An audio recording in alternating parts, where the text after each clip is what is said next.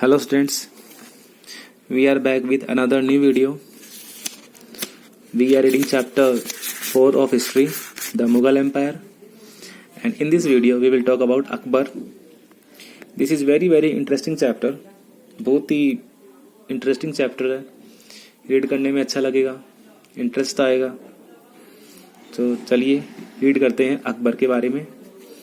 Akbar 1556 to 1605। Humayun's son Akbar ascended the throne in 1556 at the age of 13 years। 1556 में अकबर गद्दी पर बैठे 13 years की as में। He was a great ruler who took various steps to consolidate his empire। काफी महान राजा थे जिन्होंने अपने एम्पायर को मजबूत करने में काफी अलग अलग कदम उठाए। He founded an empire that was truly secular in character। Secular जिसका हम आज की डेट में काफी बार ये वर्ड हम सुनते हैं, सेक्युलर। तो उस समय भी, अकबर के समय में भी सेकुलरिज्म था, यानी सभी धर्मों को बराबर समझा जाता था, किसी एक खास धर्म को तवज्जो नहीं दी जाती थी, सब इक्वल थे। तो सेकुलर था Akbar. Din Ilahi was the religion founded by Akbar. Akbar ने एक नया रिलीजन शुरू किया, नया धर्म स्टैब्लिश नहीं, उसको फाइंड किया, और उस धर्म का नाम था Din Ilahi. Akbar expansion of empire, अपने एम्पायर, अपने साम्राज्य का विस्तार कैसे किया अकबर ने। Let's read. Being a great warrior and conqueror, Akbar extended his boundaries by conquering Gujarat, Bengal, Kashmir, Sindh, central India, the Deccan states and the many other states. अपने एम्पायर को एक्सटेंड करने के लिए अकबर ने गुजरात, बंगाल, कश्मीर, सिंध, सेंट्रल इंडिया और द डेक्कन स्टेट्स, इन सबको जीता। He followed the policy of religious tolerance and established friendly relations with the Rajputs in particular and Hindus in general। उसने एक नई पॉलिसी अपनाई रिलीजियस टॉलरेंस की, और राजपूतों के साथ में उसने रिलेशन बनाए, फ्रेंडली रिलेशन बनाए, दोस्ती वाले रिश्ते निभाए। He organized the administration on the sound footing and took various steps for the welfare of his subjects। Now, Akbar's administration policies, Akbar का प्रशासन कैसा था, उसने कौन कौन सी पॉलिसीज बनाई थी, क्या क्या नीतियां थी। Akbar established the administration setup of the Mughal Empire। The emperor was all, सब कुछ एम्परर था, सब कुछ बादशाह था, सारे पावर उसके पास थे। The emperor was all powerful। The empire was divided into provinces called subas, which were governed by सूबादार। पूरा एम्पायर अलग अलग सूबों में, सूबास अलग अलग सूबों में डिवाइडेड था, और हर सूबे को चलाने के लिए एक सूबेदार होता था। Diwan was the financial officer, financial officer को दीवान बोला जाता था। The subedar was assisted by the military pay master Bakhshi. सूबेदार की हेल्प करने के लिए एक मिलिट्री मास्टर होता था जिसको बख्शी बोला जाता था। The minister in charge of religious and charitable patronage sadr and military commanders faujdar and the town police commander kotwal in maintaining peace and order in the province. Province में पीस एंड ऑर्डर मेंटेन करने के लिए पुलिस कमांडर होता था जिसको कोतवाल बोला जाता था। ये कोतवाल वर्ड आज भी हम सुनते हैं। मिलिट्री कमांडर होते थे जिसको फौजदार बोला जाता था, और रिलीजियस एंड चैरिटेबल पैटर्नर्स, धार्मिक कामों को पूरा करने के लिए सद्र होते थे, सद्र बोला जाता था उसको। अबुल फजल द वजीर of Akbar's administration wrote the Ain Akbari. आईने अकबरी के बारे में हमने पहले सुना होगा। इसको राइट किया था अकबर के वजीर, जिसका नाम था अबुल फजल। आईने अकबरी में अकबर के एडमिनिस्ट्रेशन के बारे में सब कुछ लिखा गया है, प्रशासन के बारे में सब कुछ लिखा गया है। He also wrote a 3-volume history of Akbar's reign titled The Akbarnama between 1590 to 96. Akbar के शासन के बारे में, उसके राज के बारे में सब कुछ लिखा है अकबरनामा में. The first volume of the book deals with Akbar's ancestor. The second volume recorded the events of Akbar's administration, household traditions and culture of the people, army, the revenues and geography of his empire. It also provides rich details about the traditions and culture of the people living in India. तो इसमें उस समय के लोग, उनकी traditions, उनके culture, उन सब के बारे में डिटेल से लिखा है. But an interesting aspect about the Ain Akbari is its rich statistical details about things of as diverse as crops, yield, prices, wages and revenues. Akbar's nobles remained loyal to the empire and functioned efficiently, but by the end of the 17th century, many nobles built independent networks of their own.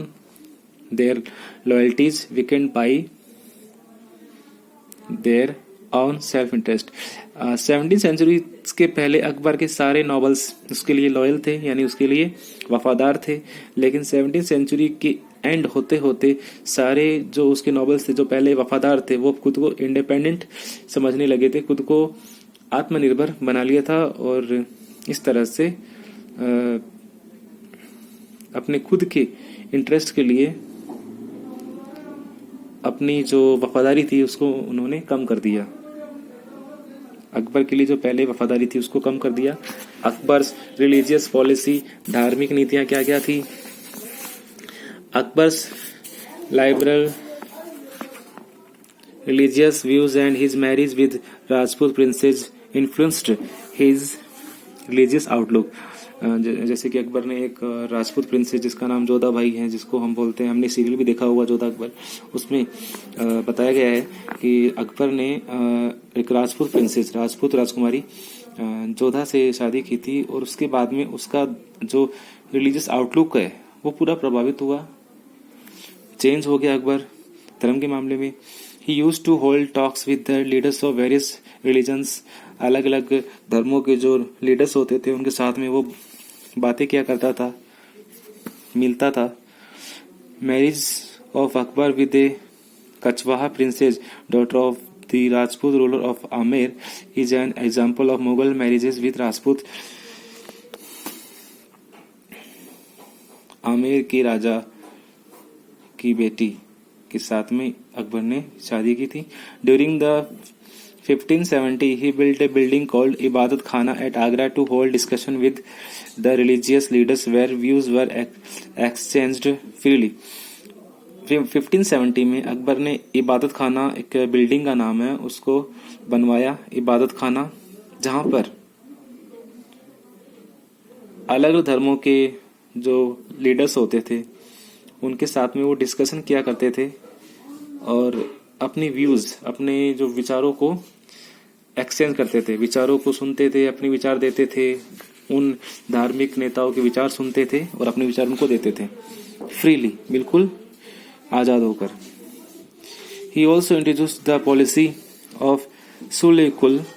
एक नई नीति भी उन्होंने introduce की जिसका नाम सुल-ए-कुल था, जिसका मतलब होता पीस ऑफ ऑल, सभी की शांति. Debates with religious scholars helped Akbar in framing the idea of Sulh i Kul, this is misprint, Sulh i Kul और यूनिवर्सल पीस. डिबेट्स की जाती थी, वाद विवाद किया जाता था सुल-ए-कुल में, इस नीति के अंतर्गत. By using such a policy of tolerance, Akbar was able to formulate governance guidelines which were based on a system of ethics. This idea of tolerance focused on honest justice and peace that were universally applicable. Akbar was interested in the religion and social customs of different peoples and found that all religions taught similar ideology. धर्म में interested था Akbar, interested थे धर्म में, और social customs इन सब में भी वो अपनी रुचि रखते थे।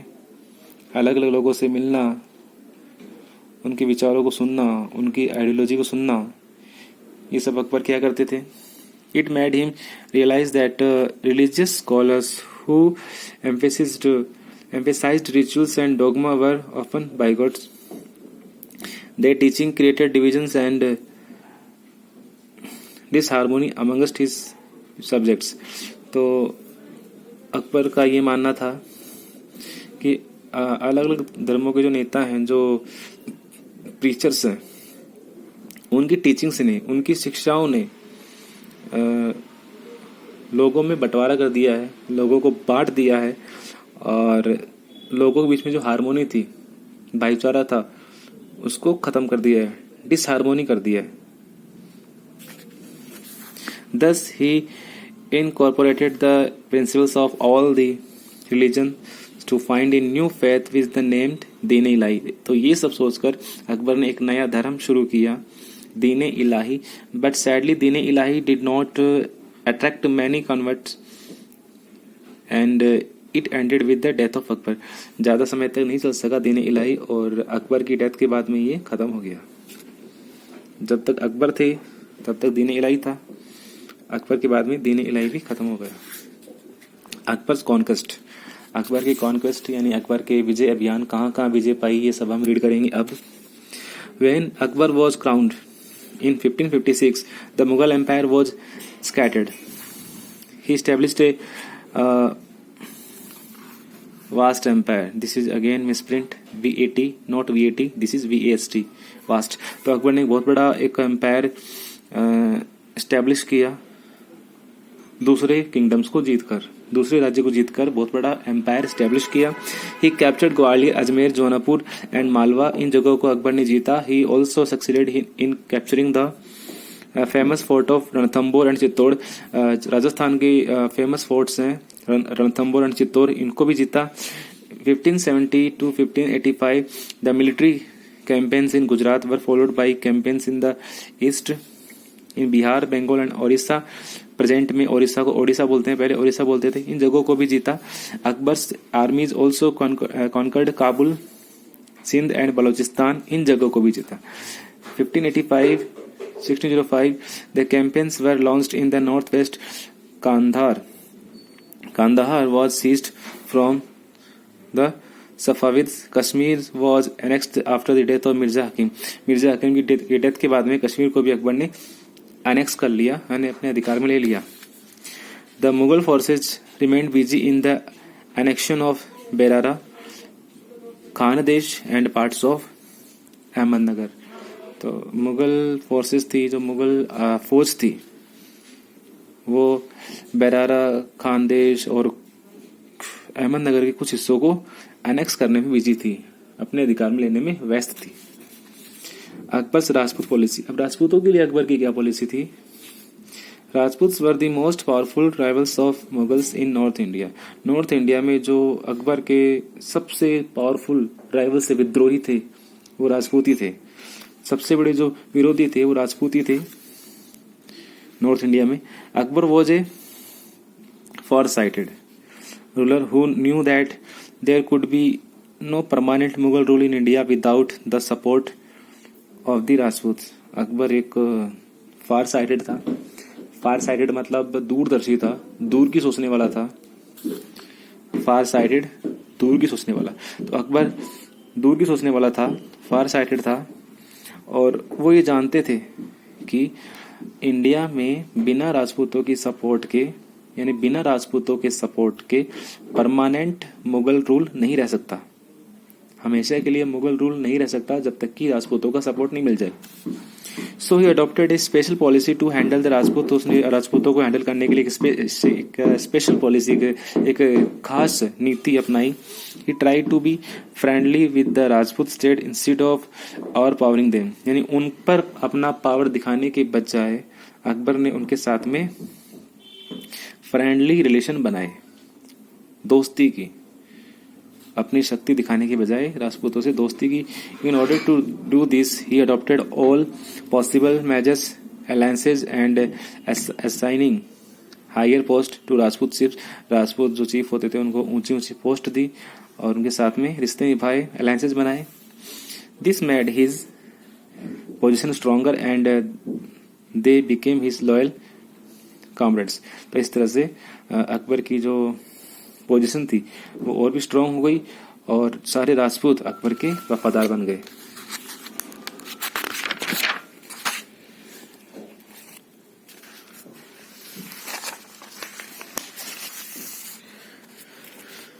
Now let's read about Jahangir. Jahangir was the son of Rajput Akbar. Akbar के बेटे का नाम जहांगीर था। Akbar died in AD in 1605 AD. He had named Nuruddin Salim as his heir apparent. तो अकबर के बेटे का नाम जहांगीर था और उनको सलीम नाम दिया गया था, नूरुद्दीन सलीम। सलीम वो 36 years old when he ascended the throne. जब गद्दी पर बैठा तब सलीम की उम्र 36 years थी। He took the title of Jahangir और आगे चल के जहांगीर का टाइटल लिया। सलीम ही बड़ा होके जहांगीर बना। The new rule of Mewar, Rana Amar Singh like his father Rana Pratap had not submitted to Mughals. लेकिन राणा अमर सिंह, महाराणा प्रताप के बेटे का नाम था राणा अमर सिंह,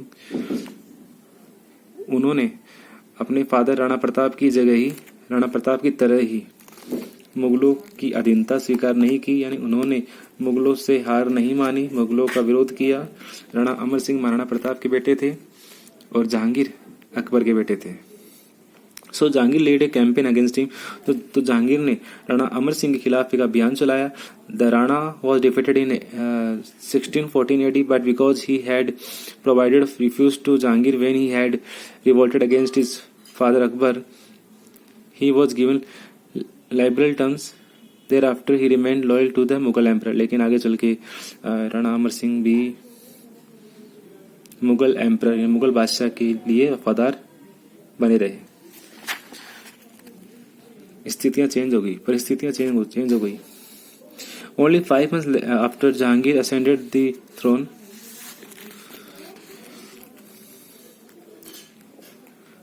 फाइव ईयर्स के बाद में जहांगीर गद्दी पर बैठे। His son Khusro revolted. He was defeated and imprisoned. लेकिन जहांगीर के बेटे खुसरो ने उनके खिलाफ विद्रोह कर दिया और जहांगीर को हराया और कैद में डाल दिया। Many of his followers were put to death. And the Sikh Guru Arjun Dev, who gave blessing to the rebellious prince, was fined heavily. उन पे भारी, बहुत ही बड़ा जुर्माना लगाया गया गुरु अर्जुन देव पर, जो सिख गुरु थे। द गुरु रिफ्यूज्ड टू पे द फाइन। ही वॉज, लेकिन गुरु ने ये जो जुर्माना था ये पे करने से मना कर दिया। ही वॉज अरेस्ट कर लिया गया, टॉर्चर टू डेथ, और उनके मरने तक उनको टॉर्चर किया गया। Jahangir wrote his own biography known as Tuzuki Jahangir. Jahangir ने अपनी एक अपनी खुद की बायोग्राफी लिखी जिसका नाम था तुजुके जहांगीरी। Nur Jahan Jahangir married Nur Jahan in 1611। नूरजहां से शादी की थी जहांगीर ने। She was the widow of Ali Quli Khan. Ali Quli Khan की विधो थी।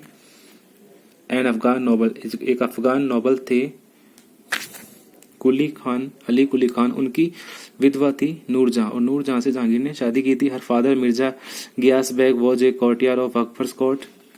अकबर के दरबारी थे, अकबर के दरबार में बैठते थे। नूरजहां के father Mirza Ghiyas Beg. Nur Jahan real name was Mehrunnisa, लेकिन नूरजहां का जो रियल नेम था वो मेहरुनिसा था। Jahangir made her the chief queen, और उसको चीफ क्वीन बनाया, बेगम खास बनाया, यानी सभी बेगमों में खास चीफ क्वीन बनाया जहांगीर ने नूरजहां को। And gave her the title of Nur Jahan the light of the world. तो एंड उसको अपनी खास बेगम बनाने के बाद में उसको नूरजहां का टाइटल दिया, और नूरजहां का मतलब होता है कि दुनिया की रोशनी, the light of the world. Nur Jahan was not only peerless in beauty, she was also a highly intelligent and cultured lady, ना सिर्फ वो खूबसूरत थी, खूबसूरत होने के साथ साथ वो बहुत ही इंटेलिजेंट थी और कल्चर्ड लेडी थी। The royal farmans were issued at her instance, even coins even struck in his name, यहाँ तक कि जो उस समय मुगल कॉइन्स होते थे, जो सिक्के होते थे, उन पे नूरजहां का नाम भी होता था। इतनी ही पावरफुल थी नूरजहां उस समय। Her name was also attach to the imperial signature. Relation with the Europeans, Jahangir का यूरोपियन के साथ में रिलेशन कैसा था? जो यूरोप के जो लोग इंडिया में आए उनके साथ में कैसा रिलेशन था? During Jahangir rain various European travellers visited India. The chief among them were William Hawkins and Sir Thomas Roe. जो मुख्य जो यूरोपियन आए जहांगीर के समय वो William Hawkins and sir Thomas Roe थे। William Hawkins was an emissary of King James I of England. He remained in India for 3 years, 3 सालों तक इंडिया में रहे William Hawkins. Sir Thomas Roe came to India in 1615 AD.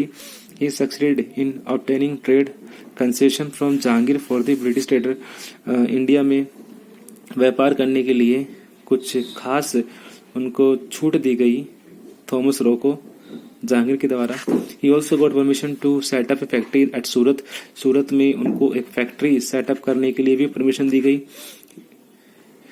Both William Hawkins and Sir Thomas Roe have left behind a wide account of Jahangir's court, his habits and his administration. तो उन्होंने दोनों ने ही sir William Hawkins और sir Thomas रो दोनों ने ही कुछ accounts लिखे, books लिखी, जिनमें उन्होंने जहांगीर के कोर्ट के बारे में, जहांगीर के दरबार के बारे में, उसकी हैबिट्स, उसका एडमिनिस्ट्रेशन, ये सब कुछ बताया, राइट किया। सो आज की वीडियो में हमने अकबर और जहांगीर के बारे में रीड किया, समझा, और कल की वीडियो में हम शाहजहां, औरंगजेब और बाकी सब टॉपिक्स कंप्लीट करेंगे। ओके, सो चैप्टर को रीड कीजिए, समझिए। Okay, have a nice day, take care.